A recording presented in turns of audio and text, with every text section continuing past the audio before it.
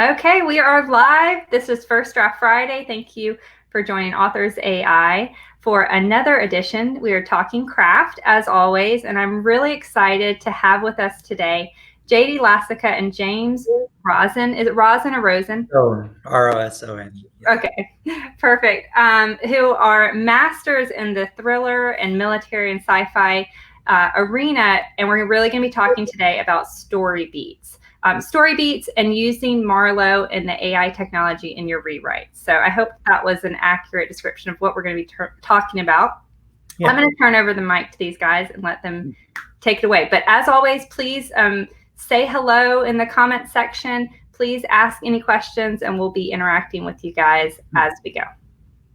Thanks, Alessandra. James, very nice to see you again. You too. You were one of the you were there at the beginning of Authors AI, so I appreciate all your help along the way. For those who aren't familiar with your background, you've got a really interesting background in the military. You want to tell us about it a little bit? Sure. So I spent about 10 years in the military, and then another 8 years working as a DoD contractor and also with the State Department.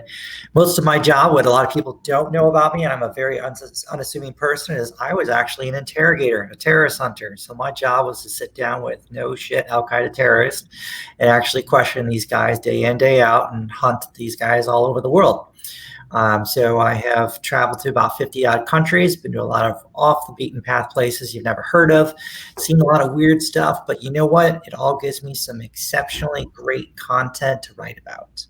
And so I like to incorporate a lot of that stuff, into the different spy, military type, thriller type books. One of your earliest books was Interview with a Terrorist, was that right? Yeah, that was our earliest book. For me, I got into writing originally as PTSD therapy. That one of my counselors at the VA had said, why don't you try this out? So I started doing that.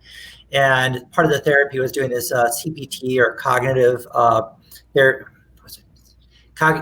therapy.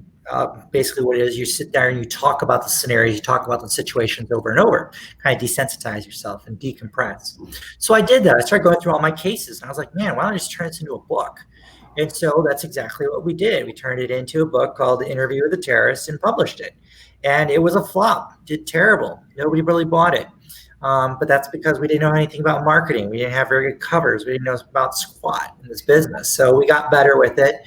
And eventually the book was reviewed by by Fireborn Studios, who's decided to option it, and starting in another couple of weeks, they're actually moving forward finally with actually turning it into a screenplay so then it can be presented and pitched to Hulu, Amazon, Netflix, and we'll kind of see how that shakes out. And if it doesn't shake out with one of those, Jerry Angelo plans on moving forward and producing it himself with around $1.5 million budget. So we'll kind of see how that shakes out. But I'm excited to kind of see how that turns out. But it really led us to our entire writing career because we've gone on to write we published 18 other books since then and have another 4 more in the hopper right now. Wow. Yeah, great background research for your books, but I wouldn't recommend that for everybody if they go to the Middle East. So you started out writing military thrillers. You've moved into military sci-fi a little bit. So tell us about that journey. Sure. So as a marketer, one of the things you want to do is you want to saturate the space with your books, and you want to try and get as much of the audience as you can. You want to grab them all in. But when you've grabbed all of your audience, you have to find a new audience or a very similar audience. And so what I looked at is people who like to read current military affairs, military thrillers, also tend to like military sci-fi. And so part of what I'm trying to do and branch into that is to write a series near term 2090s and kind of rope that audience into my portfolio of military and spy thrillers that I already have, and then vice versa, my audience to this new series as well. So that's kind of what I'm trying to do right now. I'm not giving up the military thriller space. I've kind of designed it where I have 3 military thrillers that I'm known for, and then 3 sci-fi, and then I'll go back and forth between 3 and 3 and continue to build out the future brand that way. And they shouldn't be closely related enough so you're not really hopping into a completely different genre, right? So No, not really. I mean, I'm not writing space opera where we're just, I'm not writing The Expanse or anything like that. It's a lot more like Battlestar Galactica, so it's very relatable to a normal military thriller. But tell us how, because I'm not all that familiar with the military thriller sci-fi genre. Can you tell us like the changes you had to make in your writing, your books, when you moved into that subgenre?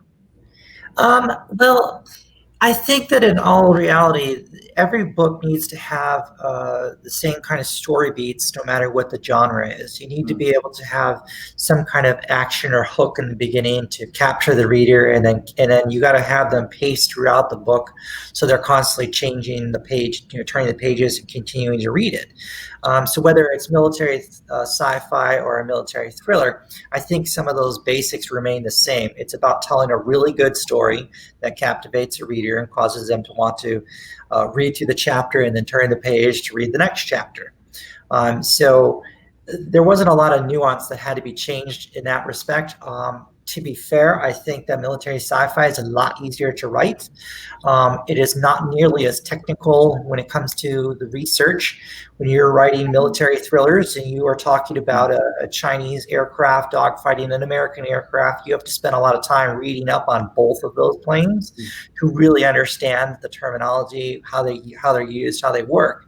In sci-fi, when they're battling in space, you're making it all up on the fly. There are some physics involved, but you're not having to understand the technology of an F-16 or an F-22 compared to a Chinese aircraft or a Russian aircraft, because it's not, those things haven't been invented yet. Yeah. So just last question on that, where did you start with your new series? Did you have to invent, a new, I assume you started by inventing a new main character from scratch, and then based it on what? Well, we tend to write series. So when we write a series, it's 4 or 5 books. So I have to world build essentially every time I restart a new series. Yeah. So the unique thing and fun thing about sci-fi is I write the world once. Then I just have to live within it and continue to have stories inside of it. That makes it significantly easier than doing a military thriller where it's a new world every time you create a new series. So far, I've had to create 4 worlds in my military thriller genre, which is tough. The sci-fi, it's 1. So I chose to do near term, so 2090 is the estimate of when it kind of takes place. So technology and companies that are around now is still somewhat prevalent in that period. So it's relatable to my current audience. And then what we're going to do is we're going to go back in time to talk about this AI war that took place in the 2040s that really led to the creation of the countries and regions that are governing our society in 2090. And so that'll be another way to kind of tie the 2 genres firmly together and really move the audience together into the new series. Yeah. And does everything stay on Earth? No, so we start out on Earth, but right now there's obviously expeditions they're planning and wanting to go out to Alpha Centauri once they establish the Mars base. So first is establishing lunar, because then once you're on lunar, you have the launch pad to go to Mars. So that's already taking place in our series. The colonies on Mars, we've got some explorations in the belts and different things like that. But now humanity develops faster than light travel for the first time. And they say, we're going to put together this expedition to go out to Alpha Centauri. Now, the Americans, of course, we send out probes everywhere, and America no longer exists in this world. It's the Republic, encompasses North and South America, as well as Great Britain, because, their whole Brexit thing, they decided to come with us instead of the greater European Union. So what they decided to do is they have probes all over the place, and they ended up discovering this brand new planet that's not that far away from Alpha Centauri as far as time difference, just in a different direction. And they decide to go off on their own. But when they go on their own, they end up discovering a very unique presence already on there, and that kicks off this whole new conflict. And that's where it's like, what the heck, if you just stuck to the plan and gone with us to Alpha Centauri, we never would have known about these people and known about this. You would have kicked up this whole hornet's nest, but now you drug the whole world into this thing, and now we have to put aside our animosities and come together to actually defend humanity and make sure we survive. So I think it's going to be kind of a fun little twist to it. I think we found, talking to the folks who joined our startup, than most indie authors write in series. So for those who aren't familiar with the concept, what is the first book in these series? When is it coming out? What's your strategy about launching books 2 and 3?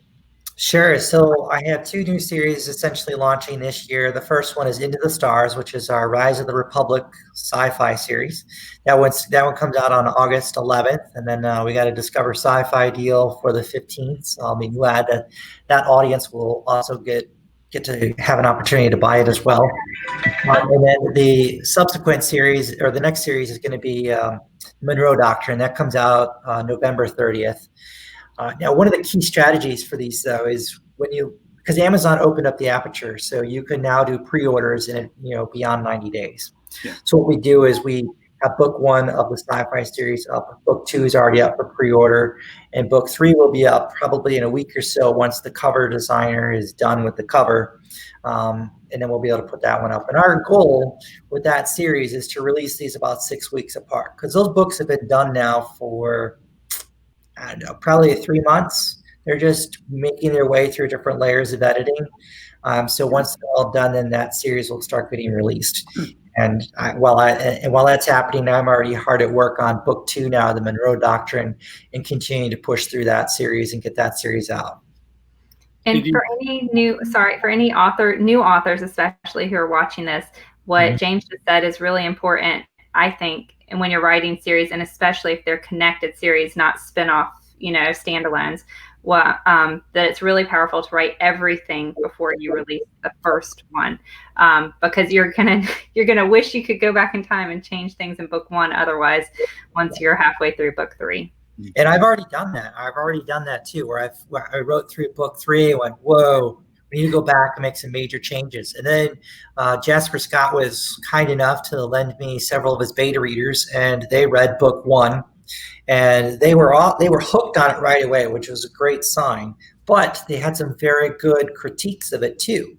So I was able to go in and make a lot of changes to it. But those changes required me to make substantial changes to book 2 and book 3 to get the consistency and make sure that it worked. So I highly encourage anyone to have at least 2, maybe 3 of the books done in your series before you even launch the first one. It allows you to have time to get them through proper editing. It also allows you to develop a really good pre-order strategy, because the pre-orders is a way to crush it. If you can nail those 3,000-4,000 pre-orders every time a book comes out, that's a $15,000 to $18,000 payday, depending upon your price scheme and how you price these things. Yep. Let's talk about artificial intelligence for a moment. So you're at the cutting edge of this whole movement of using AI for long-form fiction. So why don't you just tell us a little bit about how you're using Marlo, and explain to the audience how that works. Sure. So I believe as an author, you need to use whatever tools are available to you to advance your career, to become more successful. That ranges from, like, say, joining SPF, Mark Dawson's group, and learning as much as you can from them. It also includes, mastery.com, and being able to learn from some of the legends in the field of writing, how they go about doing that. So that's mentoring and learning from people. But technology is also available too. And now we have this tool, Marlo, that you can feed your manuscript into. And you can get a visual representation of where your manuscript is strong and where your manuscript is weak, and how it stacks up to historical bestsellers. If you want to create, there's 2 types of writers. There's hobbyists who just want to write and have a book out. And then there's career writers who want to make money, who want to pay off their student loans and support their families. Those folks really want to learn the craft. And Marlo is a great tool to allow you to do that. You can visually see where your writer beats are, where it's strong, where it's weak, where it's slow, where it's too fast. And you can start to go in there and deconstruct the manuscript to pace it and figure out how you want this thing to really look before you actually publish it or pay to send it to an editor.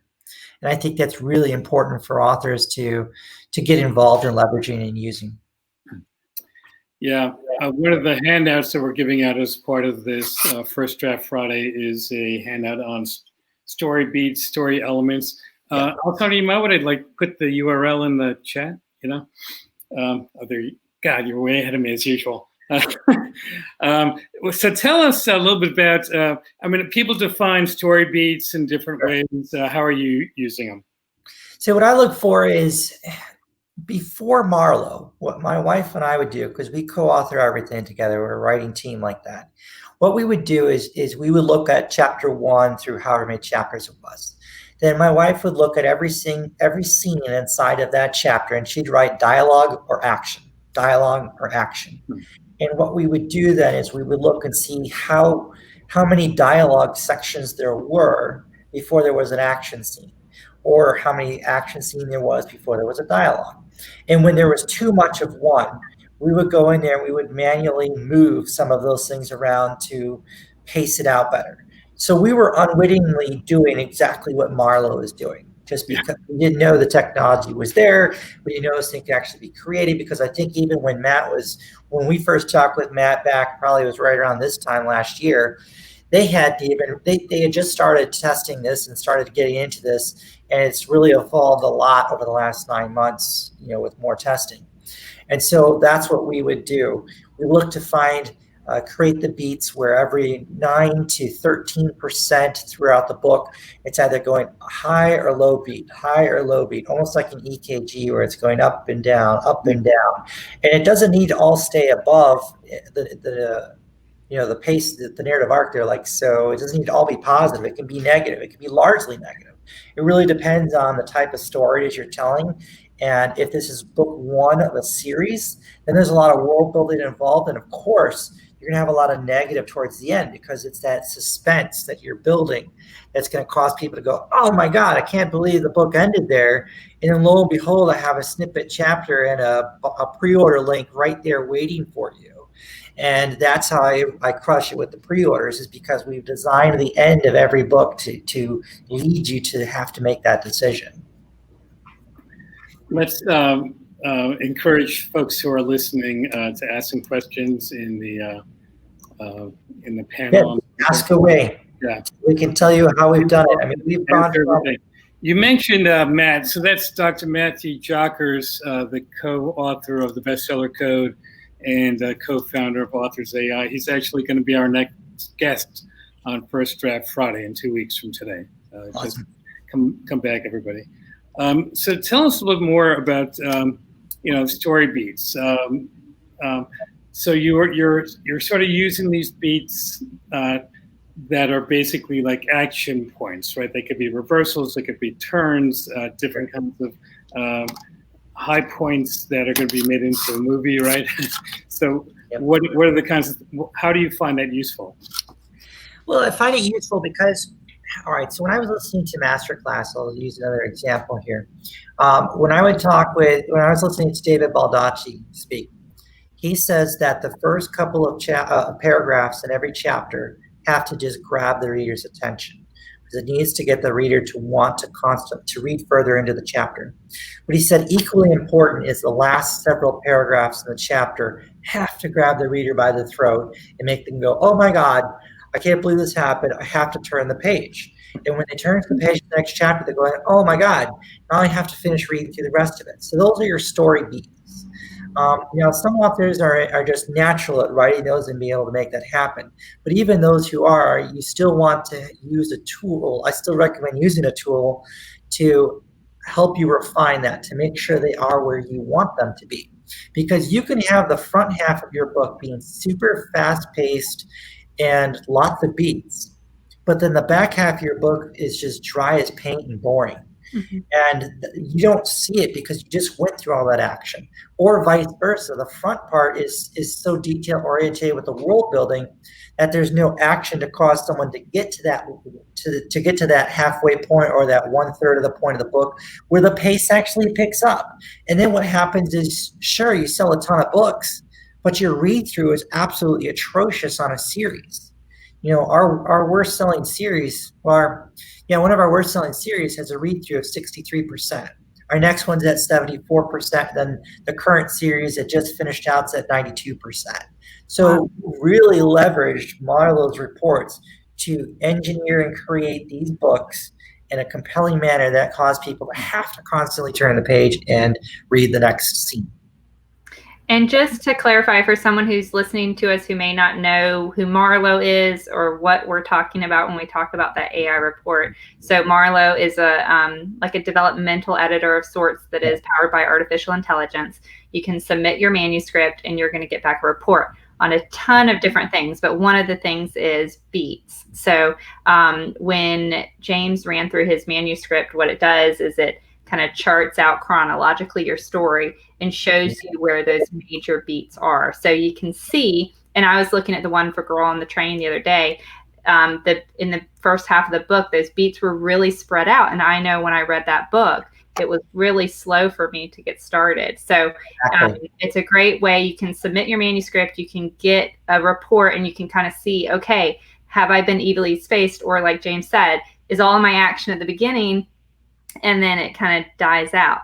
So there's that chart of Marlo, but there's also one on pacing. And the pacing is interesting because I get a lot of customers reach out and they're like, there's no way my pacing is so slow in the beginning because I have all of this action happening. And I talked to Matt about that. And action and pacing are two different things in the way Marlo views pacing. It's how absorbed is that reader? How quickly are they reading? And just because you might have your character doing a lot of action doesn't necessarily mean that that reader is really devouring that content and reading quickly through it. So those are two really interesting things that I think directly affect what you're talking about, James. And part of it is also looking at what type of word choices are you using. Sometimes you're using the wrong type of word to convey the action scene you want to convey or to convey the speed at which you're trying to move the book through. And we don't always recognize that you use the word quickly too often, or you use another word too often. But the Marlo report breaks all of that down for you and allows you to see that. So essentially, this is the kind of service you get when you pay $3,000 to $5,000 for a really good developmental editor. But the problem is a lot of folks can't always afford to do that. And this is an exceptional tool that new authors and even veteran authors can use. And I think as a veteran author, I will always use a tool like this because what it does is it helps me craft not just a really good book and manuscript, but when I turn that into my editor, I'm turning in a substantially better manuscript to her. So then she's able to help us turn that into an even better book. So it's kind of that saying of, garbage in, garbage out. If you hand your editor a really poorly written book, they're only going to be able to improve it so much. But if you hand them an outstanding manuscript already, they're only going to make it better for you. I think when I was starting out, one of the struggles I was having as a new fiction author was to try to figure out how to space out different kind of action scenes versus more relaxed kind of scenes. The world building that you mentioned, the character building. What a lot of, I think, newcomers to the writing space haven't mastered yet is the idea that you actually have to give your readers some breathing room between some of these big scenes, right? So you can't have, like Marlo would show you in a report, if your pacing is like all the way up here, steadily, and that's not good. You actually do want to have those valleys and peaks to give like a rhythm to your novel, right? Correct. Otherwise, it's too fast or it's too slow. It's like what Alessandra was talking about, how you read that book and it was good, but it was just a tough slog to get through. Whereas if the book is so fast paced, it's just so overwhelming. And then honestly, those books don't always end up with the best read through because it's just so fast, too much. There's not enough time to absorb what was just said. The people just end up putting it down because they need a break. And then suddenly they forget about it, or another book comes along and takes its place. And that's what you don't want to have happen. Or they start skimming. It's funny, like you'd think the more action you have, the less somebody would skim. But at some point, like I think it's just brain overload. And they just need to break, a mental break. Yeah, you run out of adrenaline at some point. But there was, because I was doing some research into this, there was an interesting book written by Dwight Swain, I think, in the 1960s. And he was talking about this concept of scene and sequel. So you have to like space out your big scenes and then give the readers a little bit of a relaxation. I don't like the word sequel because it has other connotations, but the concept is really applicable to a lot of what we're trying to achieve here. One of the things it's probably worth mentioning before we run out of time here is today is a big day for us. In a few hours, we're going to a freemium model on Authors AI, so anybody can sort of see at least the basics of what we're talking about in this AI report by coming to authors.ai for free and registering. For that part of it, it's basically we're going to be calling it, James, we're going to be renaming the Author Lite report Marlo Basic. And it's sort of like Grammarly on steroids. Yeah. So that's a lot of the same kinds of things on as Grammarly or Pro Writing a little bit better. And then beyond that is the Marlo Pro reports where you can actually see a lot of the pacing, analysis, the plot structure, the subject matter, the character traits, all that stuff. Do you use the character traits piece at all to sort of compare your main characters? To be honest with you, I don't use the character traits as much. I think I just really kind of focus a lot more on the pacing, the story beats, and then words that I'm overusing. If I'm using a word too much, I want to try to get better about that because I don't always catch that. And then it's really, for me, it's a lot more on the pacing and the story beats, because when you write in series, you live and die on your read through. If your series isn't doing well, you're going to be spinning your wheels. And frankly, my books editing for each book is, give or take around $35,000 to $4,000 a book. So I need to earn a certain ROI back on that to make that profitable. And, you want to focus on the things that are actually going to generate revenue. Yeah. Right. Yeah. Quietly is one of the words I overuse. Apparently, my characters do everything quietly.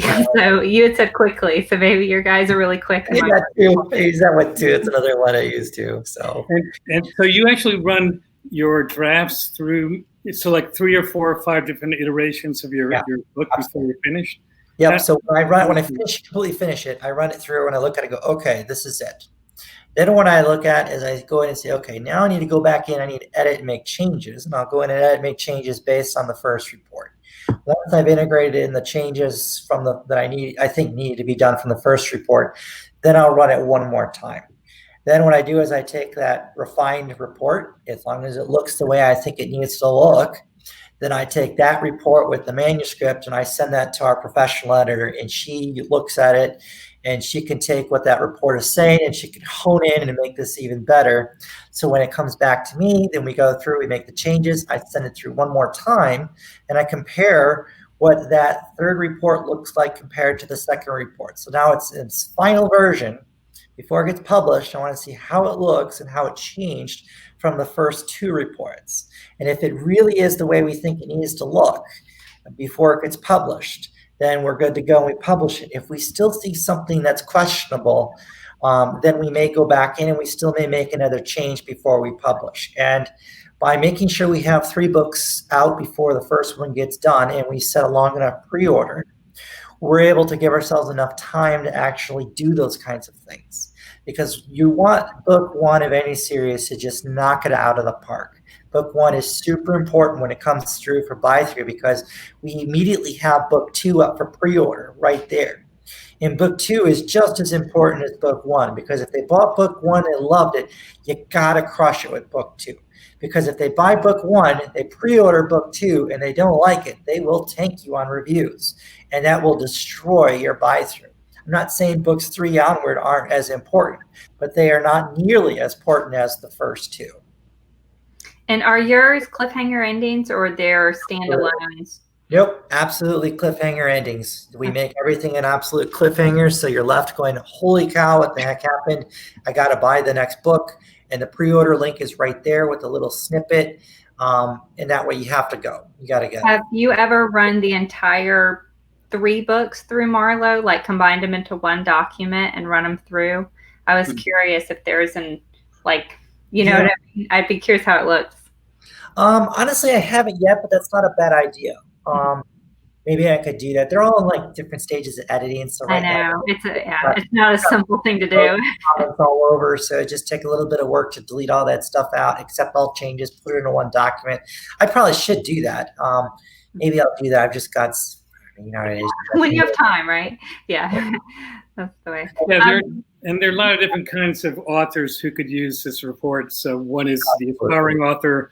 People are just starting out. I think they can learn more than a few tricks from Marlo. But even for veteran authors like yourself, it's interesting to see, the kinds of things that you can actually, go back and use it over and over again for. It's all about building your brand and staying ahead of the curve. You've got to leverage the technology and the tools that are available. So, whether it's marketing on a new platform or it's a new writing tool like this, it behooves of you to stay abreast of the changes and try to figure out, is this the technology worth integrating into my writing?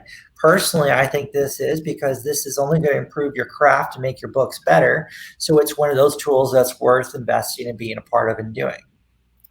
Alessandra, are there any questions yet? We don't have any questions that y'all haven't already answered. So we're good on the questions. We are unfortunately out of time. If there's anything final you want to say, James, please, we'll give you a minute to do that. And I do want to announce the winners. So we have 5 winners of a book on craft, which is the art of writing. And so congratulations to, I'm going to try to, Felicia, Patricia, Rebecca, Pascal, and Lizzie. So congratulations to you guys. We'll reach out to you via email. And if you want to enter future giveaways, be sure to follow us here in the group. Join it if you haven't already. And follow us at authors.ai, our website. Anything else you wanted to add before we said goodbye, James? I would just tell readers to take a chance and try it.